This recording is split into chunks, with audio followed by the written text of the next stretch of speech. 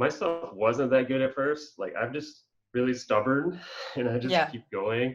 I don't think I'm one of these like naturally super gifted. Like I've always been into art, but I've had to just kind of work it and just incrementally get better. And it's a snowball effect. You're listening to Art Heroes Podcast, the show to help you thrive as a digital artist. Tune in to learn how to transform your passion into a career.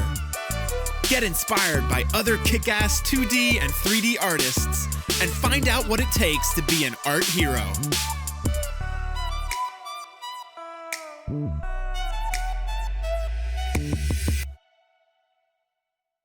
Hi guys, welcome to the Art Heroes podcast. This is Maria JD and I literally can't wait to start this episode because I've got a really cool artist joining me on the show today. It's Darrell Abney. You might not know his name, but you definitely know some of the titles that he worked on. For example, Star Wars The Last Jedi, or Valerian, or Star Trek Into the Darkness, and Harry Potter. And that's just some of the works, so Darrell definitely knows what he's talking about. He definitely has tons of things to share, and let's just welcome him and ask him directly. Cool. All right. Welcome to the show. Thank you very much, Daryl, for coming on Art Heroes podcast. Really appreciate seeing you here. And welcome. Thank you. Thanks for having me. Yeah. Okay, guys. So today we're having Darrell Abney, right? And I know that you've got about 20 years of professional career behind your back, and amazing projects from ILM to a bunch of others that I don't even want to go like naming one by one. And now you're at Laika. Yes, exactly. Okay. Yeah. Perfect. So let's then start with you. How do you define yourself as an artist? And maybe you can just introduce briefly what you do now and what you've done before. And Sure. Yeah, great. Yeah, so I'll start with now. I'm at Laika. I've been there almost 2 years, but it's funny because 6 years ago I also worked there for 2 years. So I was there on Paranorman, like the stop motion film, and then I left for 6 years, and then I came back for the new project. Can't say what it is, but we do stop motion there, but they also use every trick they have. Like they have, like I was saying earlier, they have welders, they have carpenters, we have CG people, we have CG animators, we have real animators, you say real, but like live action animators. But I'm in the rapid prototype department, so we do a lot of the heads for the characters. So I'll like sculpt it in ZBrush, Maya, and then we'll 3D print them. So then we also have to make them function, right? So the heads are hollow and they fit together kind of like a puzzle. And there's hair caps that like get handed off to like the hair department. They put like, these guys are like magicians. They're like putting like real hair on there and giving it back to me, and I have to like make it all fit. And of course it's a team effort. There's a lot of people doing this stuff, right? So there's probably like 30 people on my team, just animators to fabricators that kind of like just kind of assemble things, and they help like engineer things. And so it's not your typical CG job, but I use a lot of the same tools, like right. So I've been doing that, but yeah, I've been, like you said, I've been working for 20 years. So I started out as went to school to be a makeup artist. So I went to the Art Institute of Pittsburgh, and I studied like monster makeup effects. That's kind of what I was set on doing when I was younger, and I really enjoyed it. Built like animatronic puppets and makeup, and at the time, like I did have a couple 3D classes, but I hated it. This is in like 99, like 97. Nothing really looked that good back then, so everything looked kind of fake. And, granted, there were a few, of course, there was like Jurassic Park and stuff happening. That was amazing. But I just felt like in general, the stuff we were doing, I just wasn't that into it. So ironically, after college, I worked in the industry for about 3 years, like sculpting with clay, airbrushing, animals for like the Rainforest Cafe restaurant. Have you ever heard of that? But okay, crazy. Yes. It's a restaurant. You go and there's elephants there, and they start coming alive. So I built one of the alligators and airbrushed the snakes and stuff like that. So then I wow. So it's a little different. That was in Florida actually. So I was in like burning up in the Florida heat, but it was kind of a fun job too at the same time. Like just, working with your hands and getting dirty, blasting music. But, but then I got a job. I won't go through my whole life history, so it'll take too long. But then I got a job. Ended up at Disney. We were at the scenic shop. That's where we would paint all the murals for the park and stuff. And I was like half mural painter, half computer guy. So like sign making to printing like these vinyl, kind of like giant stickers, to help the painters. They would put it on. They had like giant stencils. So yes, I met a guy there. Yeah. So I met a guy there who was like, "Hey, I've been doing this thing called Maya," and I'm like, "Oh, what's that?" Like I heard of it. I actually had used it a little bit, but he got into EA, and then that's when I took a tour of EA, and I was like, kind of want to do this. Like I like that there's more opportunities in that. So I kind of like turned to the dark side at that point, and I went like full into CG, and then jump forward. I moved from Florida to California. Didn't have a job. My buddy had a job, so I kind of crashed at his place. worked at a restaurant. Ended up having to I didn't get in the CG industry right away. I had to I was a game tester for a little bit for EA, and eventually I got in a 3D scanning company as an intern, and they gave me a chance to get some real world experience. And then after that, I was kind of in, and I ended up going to London, worked on Harry Potter, like the last 2 Harry Potters, and at MPC, met a lot of good people there. That was a really cool experience. It was also kind of a pressure cooker because it was my first big VFX job. So it was just like learning under fire. And what did you do for this project? So on Harry Potter, I started out making digi-doubles. So there was cool.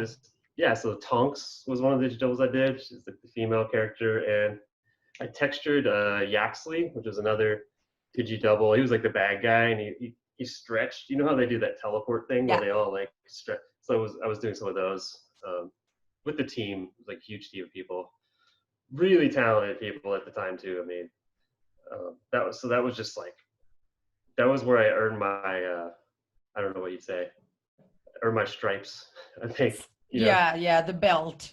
Yeah, exactly. I got my black belt there. Yeah, definitely. I can imagine. Like, how much time did the whole project last, or at least meanwhile you were there? So each one was like, I don't know, I actually caught the end, what's it called? Deathly Hallows Part 1 had already started. So I kind of caught like the last 5 months of that. And then I did like the next 7 months on Deathly Hallows Part 2. And there was also a time where someone was on vacation and they needed help. So they threw me on Narnia 3, and I got to sculpt on this big sea serpent, which is super cool. There was 4 or 5 of us on it. Yeah. We just split it up, and it was great because there's no time for endless reviews. So we kind of, whatever we sculpted was pretty much put in the movie, which is kind of rare in VFX sometimes because they like to noodle everything. Yeah. So that was a cool experience. Cool. Yeah. Wow. That's I'm I didn't know actually you worked in Harry Potter. That's quite amazing. I'm sure that that's definitely not just a pressure cooker, but the ultimate one. It was everything, yeah, because it was also lived in London. I went from San Diego, which is beautiful, perfect weather, to London, and it was their worst winter in 30 years, and I had no car because I didn't bring my car over, and so there was that whole adjustment going on, and my wife was at home not working, and then they were asking me to work extra hours, and it was just it was crazy, but it was a really cool experience though, getting to go around London on the weekends and see all the museums and everything. Yeah, wow, that was pretty sweet. Yeah, I'm sure that was cool. So, and now, fast forward, you're in rapid prototyping department, you said? Mm-hmm. Cool. So, what does that actually mean? Because I don't think I actually met anyone who works in rapid prototyping where characters would be actually 3D printed. And, how would you compare this experience with just being a modeler? Right.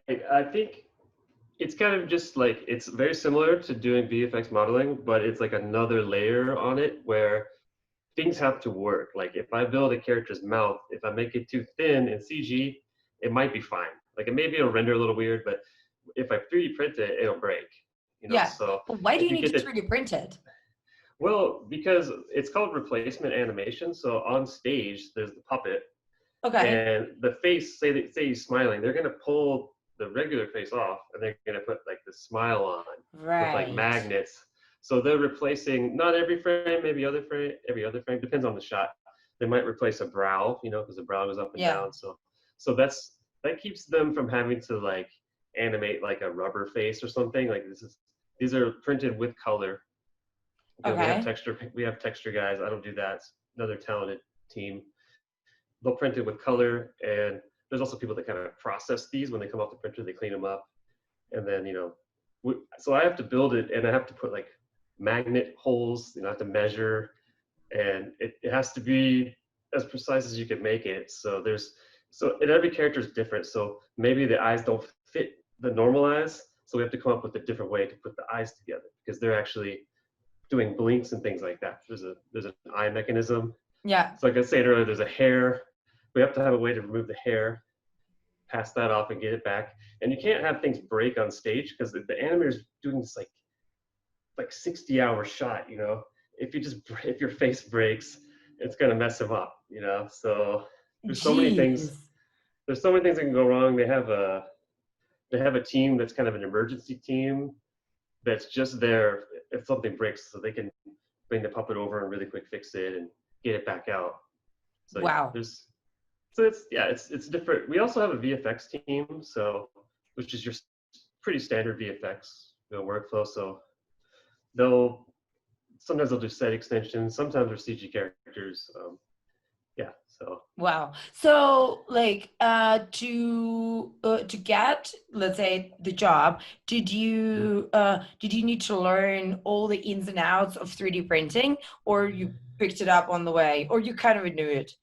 I kind of picked it up on the way. I think they know there's not a lot of people that have done this type of stuff already. I mean, this is before 3D printers were affordable. This is in like, what was that, 2010, I think, when I got in. And the printers they have are like the cheapest one they have is like 50,000 or something. But now they have like, I don't know if I can talk about it. They have a lot of printers. Yeah. But yeah, so I think they were just looking for someone who could do characters, but they could also do some hard surface, because really like the inside of the character is kind of hard surface when you think about it. It's because these things have to fit together. There's right angles. You can't be real sloppy, because if it doesn't fit together right, it's gonna rock like in between frames. Like faces are gonna shake and stuff like that. So I think they were just looking for a character artist. Yeah. And of course I had I had a buddy that I worked with in San Diego he was leaving for DreamWorks, so he recommended me. So I kind of slid into his spot. Yeah. He left, which is always nice. I'd say half my jobs I've like blindly applied online, and the other half I've got them just by like having an in. And of course you have to have your portfolio, like obviously, but yeah, I haven't had an in at every job, but like I said, like maybe half of them. That's a big part of it. Yeah.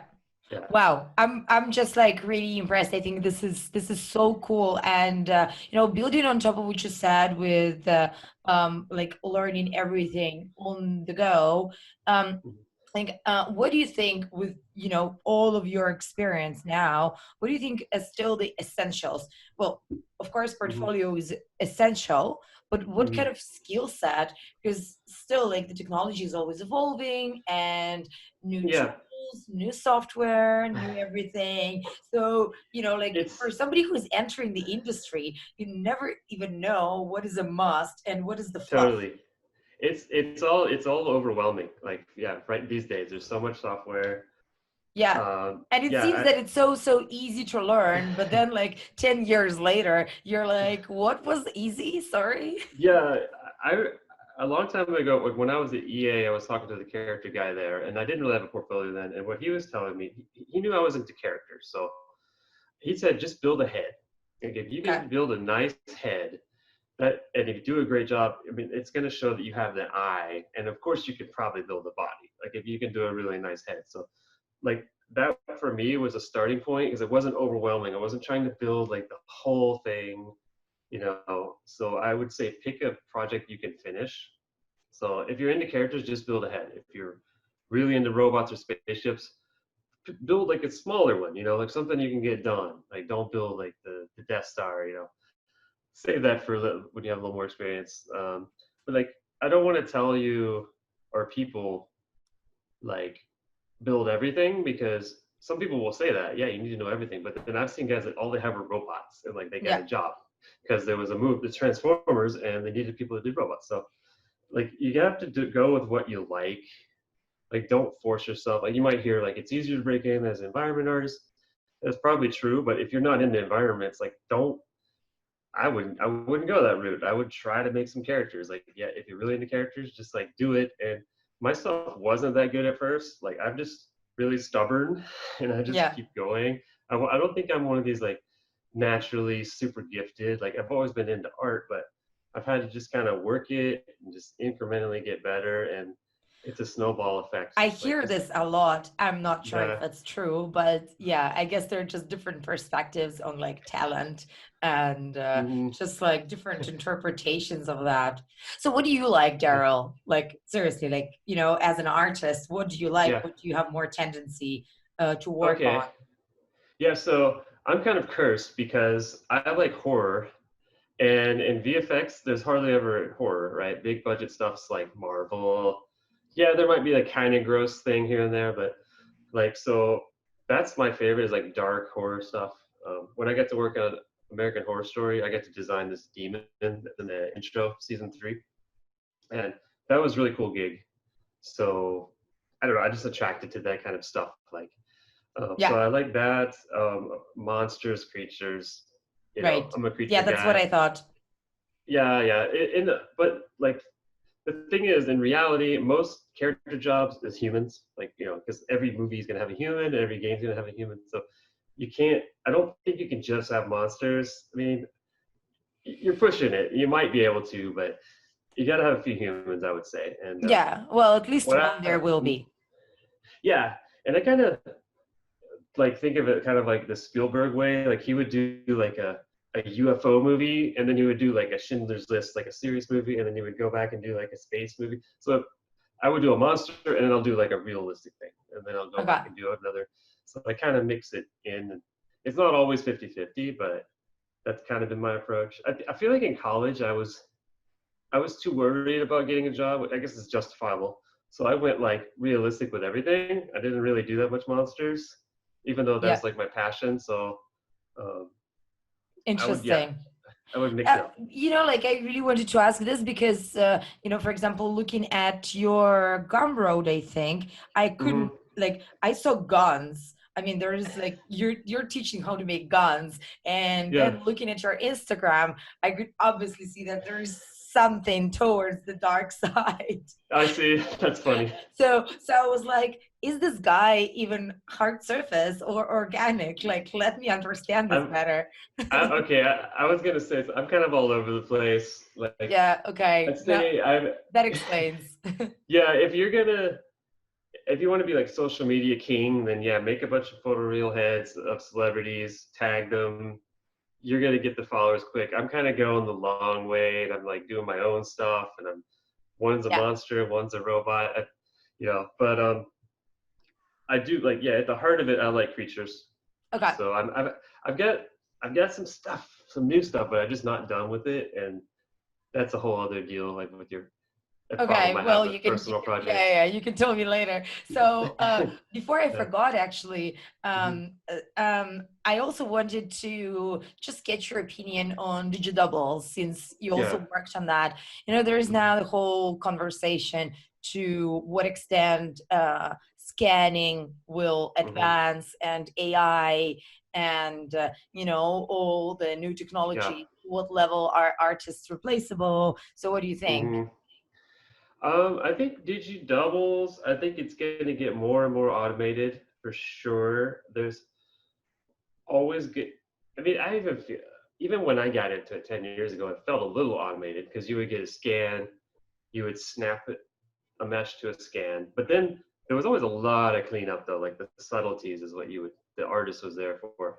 I feel like, yeah, the computer's going to keep getting better at like matching that.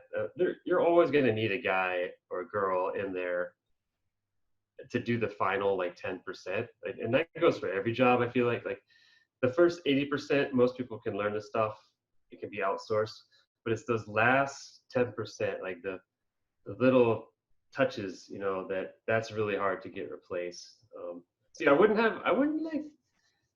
personally, I wouldn't want to have a portfolio of just digital type stuff. Okay. And not just for that reason. I just like doing a variety of things, you know. Okay. And I respect that talent, like for sure. But I would lean away. I would definitely have some. But yeah, I can see it getting more and more automated. I mean, you even see with the facial animation, they're capturing the scans of the face. So it's gonna get better for sure. But I'm not real scared because I don't know, maybe I should be, but they've been talking about outsourcing and all this stuff ever since I got in the industry. So if I listened to that, I would just be paralyzed, you know? Like I would tell people just to focus on like doing the highest quality you can, because that's the hardest stuff to get replaced, you know? Yeah, exactly. The best artists are impossible to replace. I mean, well, close to impossible, because everybody needs the best of the market.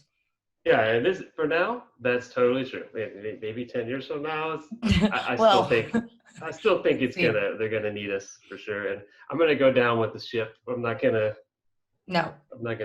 worry about that so far. Yeah.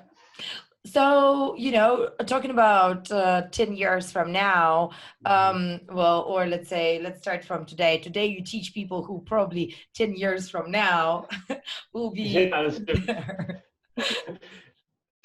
Yeah, I really like teaching. That kind of came to me randomly. I was a little skeptical when I got approached, but I teach for Think Tank online. They're a school in Canada, really good. They're an online school, but they also have a physical school. But yeah, it's really cool. I like teaching. It was hard at first because I had to like learn the course and teach, and so. But now I've got it down. Yeah, I try not to like. I think people need to form their own opinions a little bit about the industry, and I'll warn you, but everyone's experience is so much different. You know, like I have a lot of friends that are supervisors. I didn't go that route, and I have people that left the industry completely. So like everyone's path is different. Like it's not for me to like scare them and say 10 years it's all gonna be outsourced. Like I don't think that's true either. Yeah. I always try to tell them to like learn everything, and again like focus on what you're passionate about. Yeah. Go that way. I was wondering what's number one question that your students always ask you? Well, usually in like the first or second class, they're like, will I get a job? And that's a really, I can't predict the future, you know, and I always say like, you just have to put yourself in a position to be successful. That's the best you can do. You know, like you have to just put yourself in a position. And I really think if you're persistent and you have to be willing to move a lot of times, you know, if you meet all those factors that I think you will, even now, like it's probably, you know, it's probably a downtime, I would say, as far as like hiring goes with the COVID. Yeah. But I also had a friend that he told me like his company just can't find enough people. So there's stuff out there, you know. So I get asked that a lot. I get asked like about Blender a lot. Yes. Okay. And it's always like I've actually never used Blender, so I can't say a lot about it. But I do tell them like, I mean, if someone's new to the industry, get it. I would say it's free. I tell people, you know, if you're new to the industry, for sure, like get it, check it out, learn it. A lot of studios are not using it. Yes, there are probably a few out there. And I think a lot of it's just because like habit, like these studios have spent years putting Maya into the pipeline. They have all these tools. They're not going to just delete it and start it over again. Like when things are working, you know, granted, you know, maybe 10 years from now, it could be, I think you'll see it coming, you know, like you'll hear like, oh, Digital Domain is using Blender, you know, when you hear those things, that's when I'm like, okay, I better like start learning it, you know? So that's, Yeah. Yeah, so that was another one, the blender question. And talking about jobs, like Mhm. besides giving the tip on positioning yourself and like creating the portfolio, like is there anything that you always say to students? Because that's also what I hear all the time from like Okay. I think this number one question, or like how to get a job, or How to get a job? yeah, or like is Yeah, it even possible, or is it's a everything great question. outsourced? No, it's a great question, and yeah, a lot of people are too shy to ask it. I respect the people that ask, and um, I Yeah. mean, yeah, uh, I can't tell you you're gonna get a job, but I mean, I think if you can get your work to look, let's just say ArtStation, look as good as a professional, you're going to get a job. And it doesn't have to be professional that's been in the industry 10 years. It's just got the guy who's been there or the girl who's been there 1 or 2 years. Like if you can get your stuff to that level, you're going to be in a good spot. And I tell them, like, you don't have to get your dream job right away. In some ways that can be kind of bad. Like I get kind of, I wouldn't say crappy, but I started pretty at the bottom. And so it took me a while to kind of get into like ILM was kind of my dream job. It took me a long time to get there. I feel like if I got there right out of school, I probably wouldn't have appreciated it as much. Like I might have even got burnt out and just been like, "This is the best." Like, I just like gave up. So I Yeah. was saying, like if you get in a small company on your first job, that's totally cool. Like you're gonna learn a lot, and have it on your resume. Maybe after 6 months, you could apply to a bigger place, or maybe a year. A year looks a little better, but Yeah. our industry is kind of crazy in that so many people jump around. Like so Yeah, much, that's right. That's right. versus like an accountant or something. They'll be like, if you have a different job in 2 years, they'll think it's weird, But like, Yeah. I know guys with like 4 different jobs in like 2 year span. Yeah, but also Yeah, projects are shorter. I that's mean, it's like sometimes it's a totally. natural progression, just like the project is done and everybody's hmm out. So Yeah, totally. These days, yeah, it seems like y- there's a lot of shorter contracts going on, at least in film. Um, it doesn't look weird at all. mhm. So, but you said that on your side, you've been with Laika for like what, a decade? Well, yeah. So I was there 2 years on Paranorman. It was like 2010 to 2012, and Okay, then okay. I left for 6 years, and I came back for the new Okay. project. So I've been back for two. So it's been four total, Okay. which is adds up to my longest. I was at PlayStation for about 4 years in San Diego. So that Okay. was my That's longest, and I think now is like my new longest. okay. Uh, That's a good record to beat, though, I think. yeah, I think so, and I'm getting older, so I think Oh no, really? I'm. Oh, poor. No, I'm just saying, like, I don't have as itchy feet. Okay.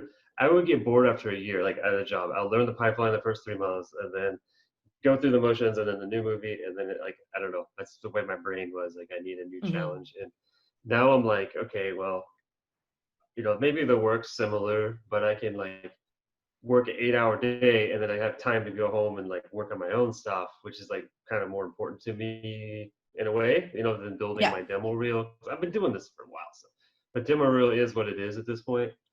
Um, I'm So, not worried about it. do you still build your demo reels now? Well, I would call it I just do personal projects. Like Yeah. I might stick some on my reel. I made one reel in the last 5 years, and that was when I left ILM to go to Laika, and I don't even know if they looked at it. Okay. But I do. It's good to have an updated reel, you know, just for peace of mind. But I'm a Hmm. hypocrite, and when I say that, because I don't update mine that much. Uh, Oh yeah, my God, that is interesting.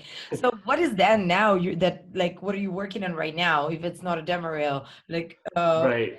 I would really be interested to learn what is the thing that excites you now after having all of that, because I think that's Yeah, kind of the next level of problem. yeah. It is. It like I'm actually I'm not interested in working for any studio so much like anymore. There's not I've done it all. Yes, I would like Weta is like one I've never worked at. That would be cool. But at the same time, it's not as high as it used to be for me. Like Okay. so it's all about like the personal stuff, and like I was telling you, I'm kind of all over the place, but I do kind of have a little plan moving forward, and it might involve more teaching, like more like launching my own class. That's kind of a long-term goal. I don't think I'm there yet. I don't have like a following for that yet. I could probably jive in, but I want to kind of get that in a row. So I want to do more of that. So some of my personal stuff is going to be like guided towards that. But yeah, I'm like into like stylized a little bit more, like not Disney, but like a little more realistic, kind of creepy stylized. So I'm trying to push more of my own stuff. Like earlier in my career, I would model someone else's concept, but now I'm like really trying to push my own. I wish I kind of started earlier. But that goes back to, again, like students, I would say, if you're trying to get in the industry, the fastest track, I think, would be find really good concept and model that. Like, because unless you're an amazing concept guy, if you are, you're probably already in the industry. So yeah, so that's what I tell my students, like, you know, have your personal stuff too, but then like, if you really want to get a job, like if you have a really cool concept that you think an art director will key into, not just like a hot chick with a sword or something, and maybe you want to make that, but like, no, go that route, I would say. What's the great concept then for you? Like, you know, obviously, yeah, it's really hard to create one, but let's go an easier route and give me a few tips on how to judge a great concept, how to select one. You know, like at least now I bet you have an eye for that. Something that stands out, maybe it can click a few, like, you know, just has a few criteria or something. Yeah, that's tricky, and everyone you ask is going to have a different answer. But like, if we're talking characters, then obviously, like it also depends on what style you want to go for, right? If you're going for Pixar, you're going to pick that kind of stuff. That's not totally my style. So I want something with a lot of detail. I want like a decent anatomy. I don't know, like, see, I don't go off other people's concepts anymore, so it's tricky. I mean, yeah, that's a tough one. But I bet like a lot of detail always helps to show your technical ability as well, besides besides just adding complexity to the character. Yeah, like when I did this alien guy, and I wanted to. So I wanted a really cool anatomy, right? And then I wanted a costume too, right? Because if it just adds more layers to it, I think. And I even had a weapon. So I think something like that would be cool. So you have like multiple layers, not just like a slimy bug. Like maybe that's cool, but maybe give it a costume, give it some kind of like robotic backpack, like so there's hard surface mixed in. That would be really impressive, I think, because it would show an employer that you can do hard surface and character. You might think, oh, I'm a character artist, so I don't do hard surface, but a lot of times they're going to have some kind of like backpack or costume that's got hard surface on it. So you can't avoid it. No, very hard. Yeah, that's. And I actually, like I was talking about weather earlier. I applied there many years ago, maybe like 10 years ago. I applied a bunch of times, never heard back. Finally heard back. You know, this was like 10 years ago. And they were like, do you have more hard surface? And I didn't. And so that was when I like decided to like learn, like push myself on that. So that was like one of my motivators to have a little bit of that. A little bit. Yeah. Well, to the point that now you teach that. Yeah, that's true. That's true. Yeah. So, you know, like, I know, a little bit, all of this little bit. So, and as a lifelong learner and like, you know, just somebody who's like constantly improving, what are you learning now? What's on your what's on your to learn list? Yeah, well, recently I've been totally avoiding hair.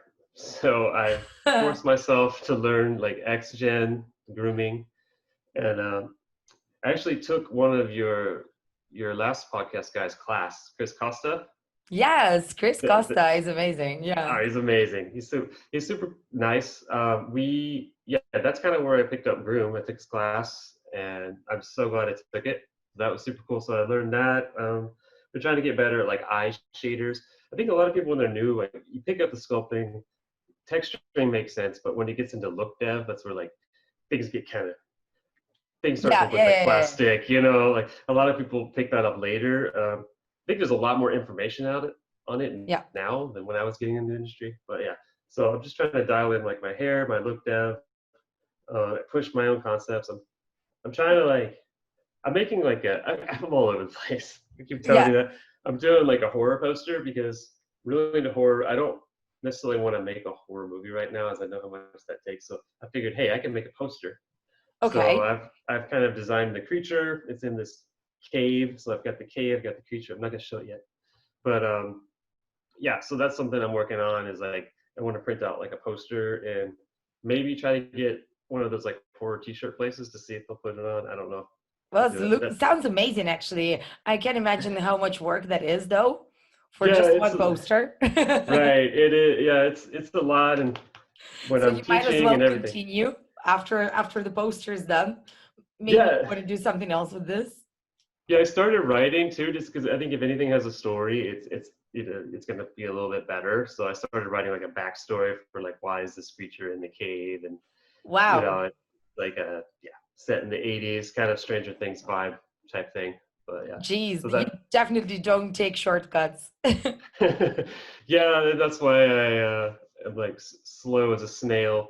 I have days where I think like maybe I should just switch to like 2D, and I'll get things done faster.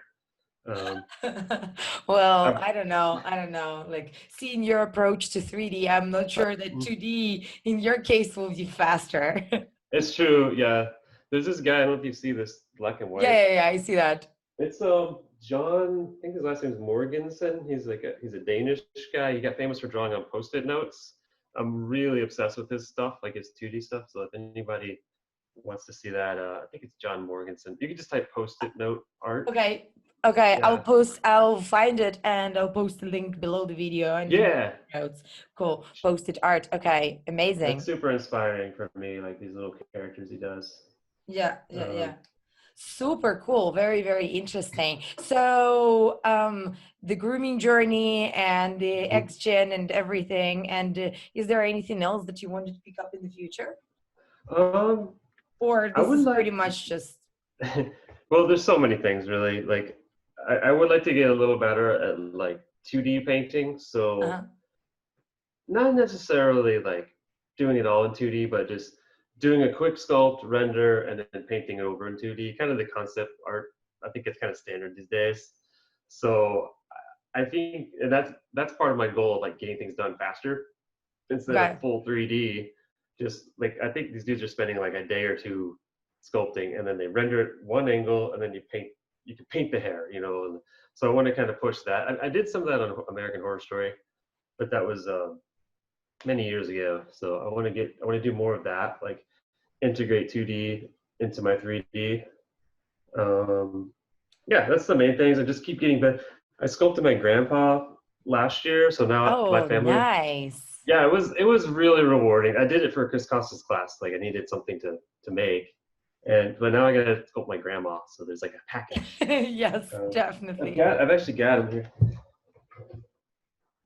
Of course, I guess this is a podcast. So did you actually 3D? Oh, yeah, yes. I got a 3D print. He's your Instagram avatar. Oh yeah, that's right. Yeah.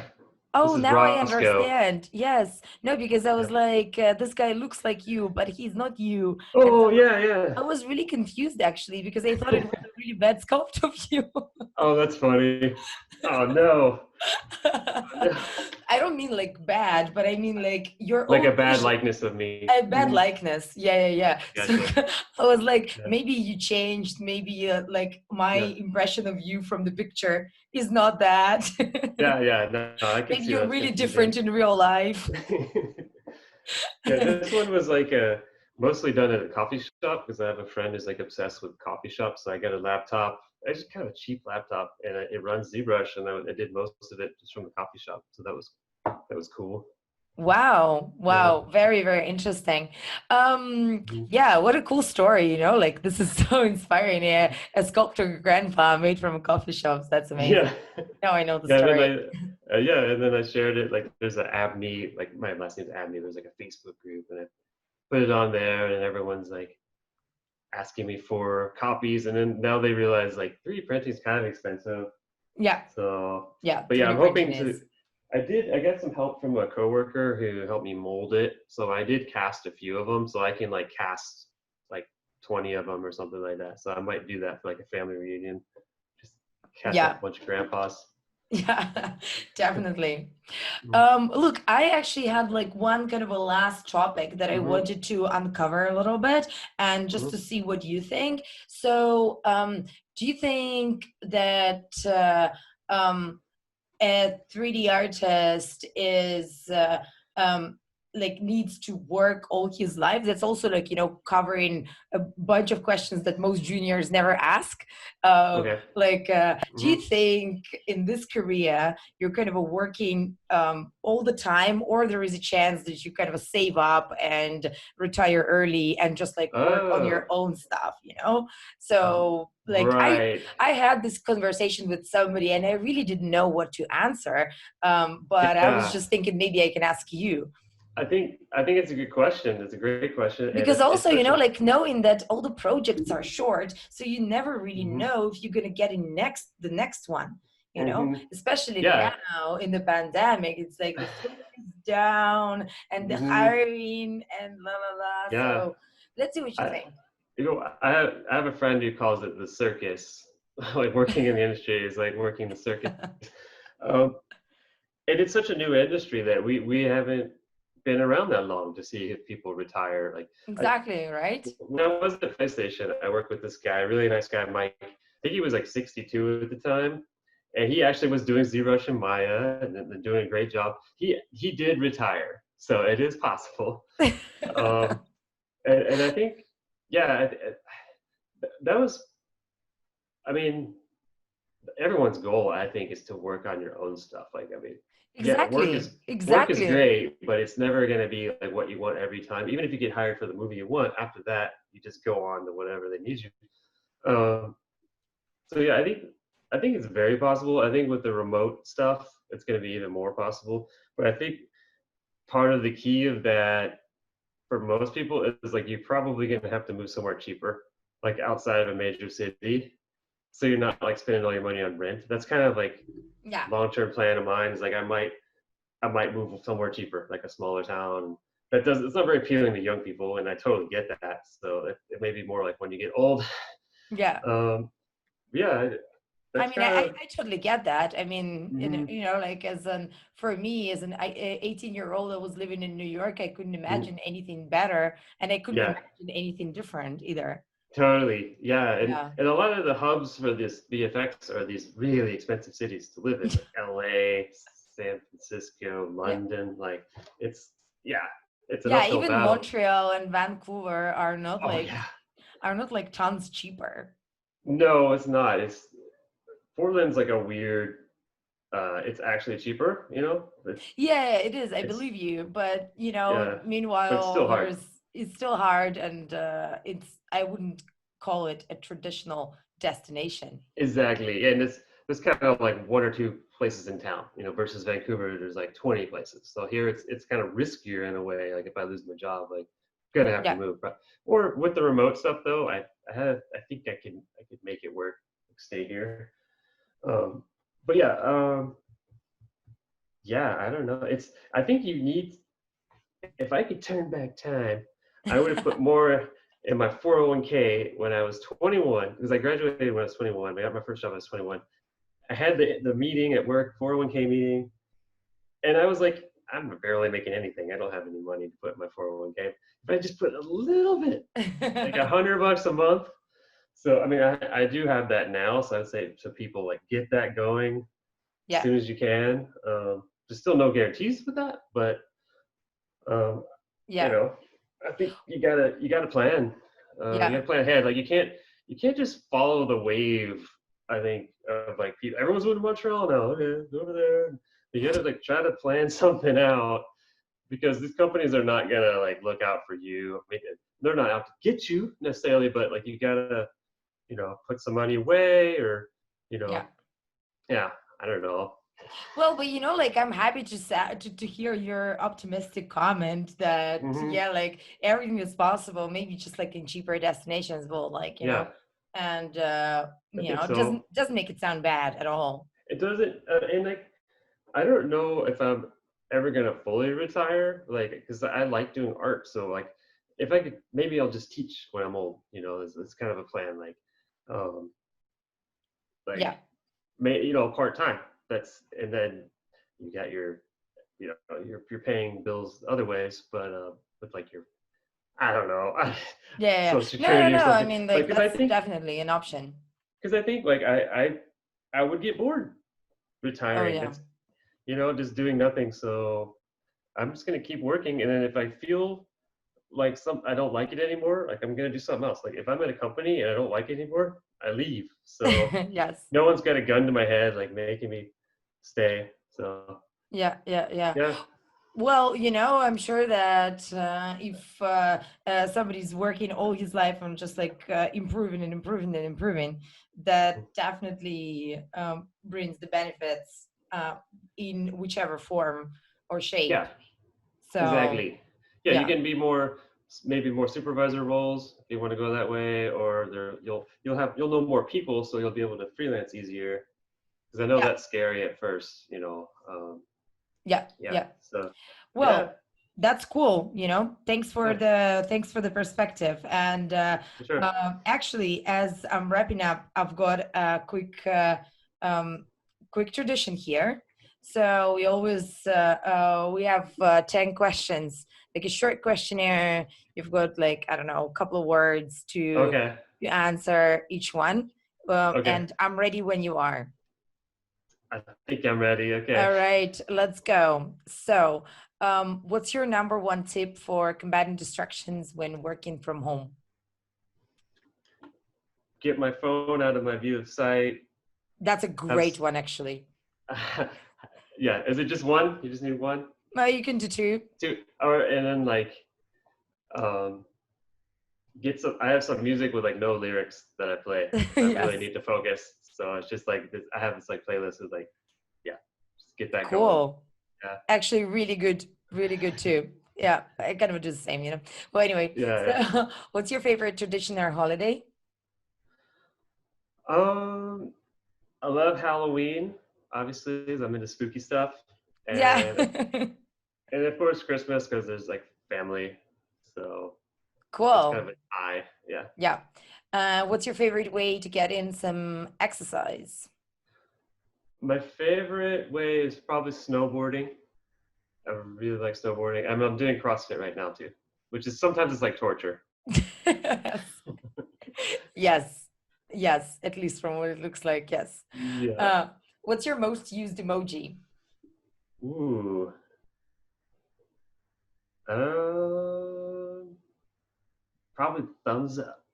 Okay, yes. What's your source of inspiration? Oh, 80s horror movies is a big one, and Instagram a lot. Cool. Mhm. What's the best piece of advice you've ever been given? Whoa. Or just some good advice? I was, I don't know if I remember the exact wording, but there's a book called like The Art of War, and they talk about Yes, resistance, and you're always going to have resistance, everything you do, and you just have to power through it and don't let the negative vibes stop you because everyone's going to tell you like, don't do that, blah blah blah. If you really want to do it, do it. cool. I love this actually. How do you celebrate your like little victories, success? Pizza and beer. Or going out to dinner. Yeah, like if I have a big thing, like yeah, go out for dinner, beers. Amazing. Yeah. If you could see one movie again for the first time, Ooh, which one would that be? I think it's got to be E.T. All right. It's like the best movie. Okay. Cool. And if you could choose any two famous people to have dinner with, who would Ooh. you go out with for your celebration pizza dinner? Right. Oh, wow. They always say don't meet your heroes, but I don't know. I think Trent Reznor of Nine Inch Nails, I was a huge fan. Like, it'd be cool to meet that guy, I think. And maybe Obama. All right. Yeah. Sounds cool. Yeah. And finally, what's your backup career? Ooh. Maybe barista. I think that'd be like a pretty chill Nice. job. I'm addicted to coffee, so. Yeah. All right. Well, I was going to ask actually if you've ever been a barista in between jobs or like somewhere. I've had a lot of like random jobs, but I've never done that. Yeah. Okay. Well, you never know. Yeah. Well, yeah. Well, cool. Daryl, thanks so much. And it's been really, really interesting. Really appreciate your time and, sharing all this. And as I said, I'll put a bunch of links here in the show notes for Okay, great. all of the listeners who are listening to this in the audio format or under the video if you guys are watching us on YouTube. So yeah, well, thanks so much, Daryl. Thanks, Maria. Thanks for letting me tell my story and blab. Yes, and there is a little discount from Daryl as well. I almost forgot to mention that. I think that's a 40% discount. Yep, Am I not exactly. crazy? To Yep. The tutorials that you've got where? On gumroad.com/Dabney. Mm-hmm. Yeah, and just okay. put it's a discount code. Just put Art Heroes. 40% Amazing. off. Yeah, Yep. yeah. So I'll put all this information as well in the show notes, guys, for everyone who wants to check this out. All right, Daryl, I'll let you go. Sorry for keeping you longer than I expected. No, it's been a blast. Thanks, Maria. Cheers. Yeah. Okay. Have a good day. Yep. Thank you guys for listening. As promised, all the discount codes from Daryl and links on how to get your discounted tutorials are going to be just right here on the podcast show notes and on Art Heroes podcast together with the replay of this episode. Thank you again. I hope you found this useful and see you next week. Cheers. Thanks for listening to Art Heroes Podcast. Check out www.artheroes.co for show notes, more interviews, and free tools made for you by our team of mentors. Tune in next week for more inspiration, and keep up the great work, hero.